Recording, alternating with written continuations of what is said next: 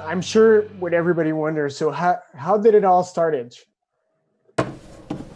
So this is about the short film. How did this come about?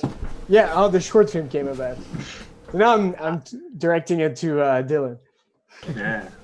Yeah, what is it about the... How did it start? I think How it did it started start? with an email, right? You read Yes, the book, it started with obviously. an email. Well, actually, I'm a big geek, basically. I love fantasy. I love fantasy movies, medieval stuff, and I play GURPS. Actually, I won't say I play D&D because I stopped playing D&D in favor of GURPS, but it's a similar thing. I love role-playing games, basically, and I don't read a lot, actually. So I really tried Shad's book just because I knew him from so many years of listening to his channel. And most books don't hook me, and I don't get past chapter 2. But with Shad's book, it hooked me right away. And I read it twice in a very short amount of time. And for me, that's exceptional. So, and at that moment, I had been looking for an excellent script to produce for about 3 years. So for me, it was a no-brainer. I had to jump on the opportunity. So I emailed Shad, and we're going to show you exactly the email I sent him. So basically, it's a screen capture that of the email I sent to Shad. And really, I presented him the project like, I'm going to do it, no matter if you want me to do it or not. I just would like to have your support. I remember getting that email, and my first impression, like honestly, was like, oh, it's going to be one of those YouTube fan film things where someone who just has a camera and a small team will probably go out into the forest or paddock with their friends and just like play out a scene. And I was like, that'll be fun. All power to you, of course. I mean, go right ahead. That was my impression from this first email. I had no idea it would grow into something like this. And I tell you actually, what, I didn't know either, because if you remember correctly, in one of the emails, in one of the chats that we did, you asked me how much that I thought that we would need for the short film, and I think I said to you, oh, I think with 20,000 and 2 days of shooting, we're going to be good. And see, can I just also say, like, that there was way beyond my original expectations. Just even then, I was thinking it would have no budget. You're just going out to a film, like, you know, a paddock and filming. I was like, you're planning on committing 20 grand?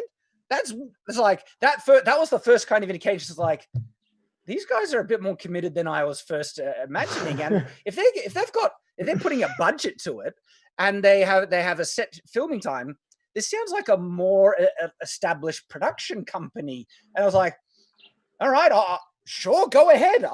It caused my interest to be piqued a bit more, and it was just another one of those expectations was raised a bit than my initial reaction. And then since then, that expectation has been going, like you guys have, I mentioned in my announcement, my expectations are blown away each time, every time you shared something about the project with me from that original email. Well, the project grew exponentially. Like, I didn't expect the project to get that big that quickly. And COVID was a big part of it. Basically, I had plans on shooting most of it with the crew that we had before the pandemic, and just going slowly, building it out through maybe a year. And okay, after that, we're ready to shoot the final thing, and we have everything, almost everything done and ready to show everyone. But we didn't have that luxury. So basically, I was there and asking myself, okay, we're all stuck at home. what can I do to make the project move forwards? Because I'm not the kind of person that likes sitting around and not making things move. So I just asked myself, what steps can I take to make the project move? And we started by, well, let's try to audition for the main character. And we got 450 applicants. Well, this is the next kind of stage in the story, because Dylan, he emailed me saying, "Hey, we're sending out casting calls. Would you mind sharing this, on your social media? See if we can get some more interest." And I was like, "You're sending out a proper casting call?" I thought, Dylan might be playing the role of Taylor or something like that. It's like it was just in their team, but it's like, okay, that's pretty cool. Casting call. Oh, awesome. And so all I did, I shared a community post on YouTube. So if you guys aren't fully aware, if you look at my YouTube main channel, there's a tab called community where I can make Facebook-like text posts that get sent out to a portion of my subscribers. They generally don't have as much reach as a regular video. But when I posted this casting call, it exploded. That community post went way bigger than normal, and I think that was mainly due to the interaction and the reaction from you guys, because the reaction was just amazing and the support was insane. It was incredibly insane, is what I mean by that. And so that was awesome. And then as a result, Dylan was just sharing how many auditions they got for the role of Dalen from that. And what was it? It was around 450. just amazing. Yeah, we had plans, like our schedule was 2 weeks of watching that and making a decision for the second round. And when we saw, they were like, holy crap, we'll never get through it. But yeah, COVID was there, so we did get through it. Well, yeah, when your schedule looks like, look at auditions for 10 hours straight, and then the next day is look at auditions for 10 hours straight, that was what it looked like.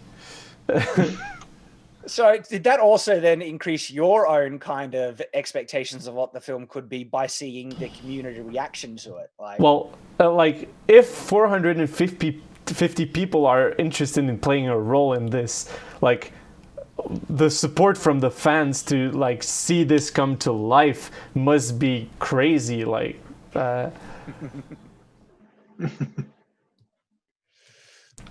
Yeah, it was amazing. There was so much interest in seeing a short film just with that community post. So that kind of got the ball rolling. And it was after that when I realized that you guys are trying to make something of not only good quality for a YouTube kind of shot. You guys are trying to make something of professional quality, and that was getting me on board even more.